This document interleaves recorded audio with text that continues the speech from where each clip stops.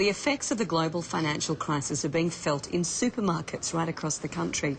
A new survey has found more shoppers are turning away from the expensive brands and are now focusing on generic grocery items. An overwhelming 93% say they have changed the way they shop, with many becoming more frugal. So it's no surprise given the popularity of stores like Aldi and Costco.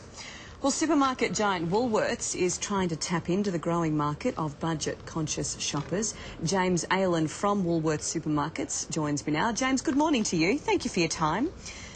Good morning, Mel. Tell me why you've decided to concentrate so much on pushing your home brands now. Do you think we may see branded items eventually disappear? Oh, look, I don't think we'll ever see branded items disappear. They're clearly very strong in the market and most of them have the majority of our sales. However, you were right, within the global financial crisis, there definitely was a move in our sales patterns over to our home brand and our generic products. And really, where we're at the moment is making sure that we continually improve the quality of that range, and many of them are like the branded products in quality, to give that customers more information and a better offer for them.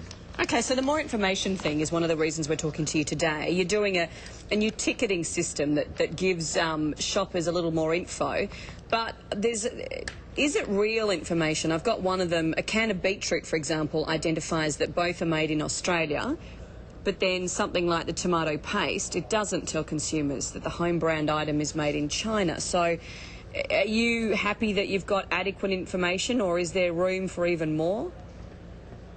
Look, what we're really about is trying to showcase that we believe, and we're very proud of our home brand range, that the quality of home brand is equivalent to many of the branded players in the marketplace. And that equivalence could be on a number of different factors. Certainly, the beetroot is Australian made, the branded product is Australian made, and through our quality assurance program, we know that both those two products are very similar, or certainly as similar as can be, that the quality is the same. The home brand product clearly is much cheaper in price, and therefore it's great value for our customers. Quick question, do you guys have any factories of your own, or does it all come from factories that are making the branded products? Look, home brand comes from clearly a number of different factories, depending on what the actual item is, but certainly many of our home brand products are made by the branded players. OK. Just while I have you too, I want to ask you a question. There's OECD figures that are out this morning showing that the cost of feeding an Aussie family has risen more than 40% in the past decade. Now, that's quicker than any other major developed countries. You guys, Woolies and Coles, also are being blamed for this. I've got Frank Zumbo quoted from the Uni of New South Wales, who says the market concentration explains why our grocery prices are rising faster. Is that the reason? I mean, do you and Coles have too much power? Look, we don't believe we have too much power. We actually think the Australian market is very competitive, and we know that the ACCC had their inquiry last year, and they certainly found it to be competitive as well. There have been a number of factors which have meant that prices have risen over the last decade. Pleasingly, our internal figures are showing that in the last 12 months there really hasn't been any price inflation at all, and prices are starting to come back to normal. So, you know, we'll continue to work with our suppliers to try and make sure we can offer the most competitive prices within the Australian market. And we also actually think that this initiative that we're doing with home branding, comparing with the brands, again is giving our customers a real chance to get better pricing and get better value within our supermarkets. Yeah, well, look, when you're there with the trolley and you're filling it up and you've got a lot to take in, you kind of want as much information as possible, so every little bit helps. James, thanks very much for joining us this morning. Appreciate your time. No worries, Mel. Thanks very much. There you go, James Aylan there from Woolworths. Well, let's talk about the new ticketing system, and is it as good as it sounds? Christopher's in from Choice, joins me now. Good morning to you. What do you make of it? I mean, you saw the examples we used there. Some have information, some don't. But overall, do you think it's a good idea? Look, it's more information, but I mean, there is a limit to how much information people can take in. And I think our advice is, certainly as James said, the quality of many of the home brands is up there. We've always done our own taste tests at Choices, and some people like them, prefer them, some people don't.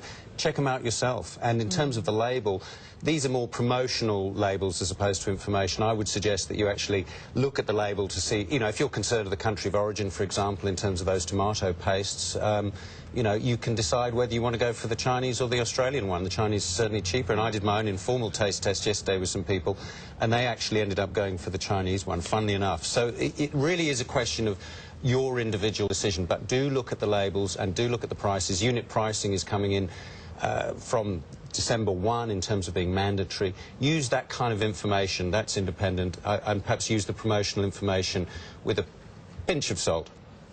Because that's the thing, isn't it? We've always sort of wondered where it all comes from, and obviously Woolies and Coles don't have all the factories, so it's kind of a run on another brand, isn't it, that's being used. So do you think the home brand market will just inevitably increase in time? I mean, is that what Coles, or Woolies in particular, in this situation is trying to do, boost the sales of their home brands to eventually take over? Look, if we look at what's happened in the UK with Tesco, which is one of the world's great successful supermarkets in terms of power, you know, it's about 40% of their sales are from home brands. Now, James told me earlier it was about 10% in terms of Woolworths.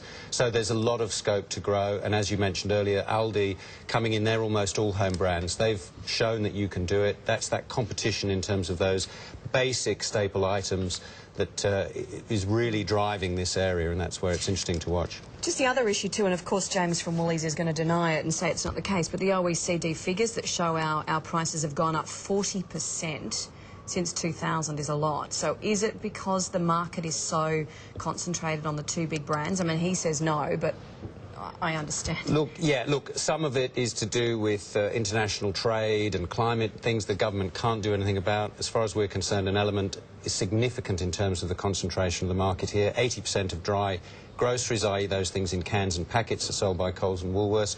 We don't blame them. It's in their business to slug it out and get a lot of market share, but we think consumers, one, need to be empowered to be able to get price transparency, know what the real prices are, and also we need government moves to sort of get in new entrants. Some of that is happening. We'd like it all to happen a bit faster, of course, but yeah, concentration is a key issue.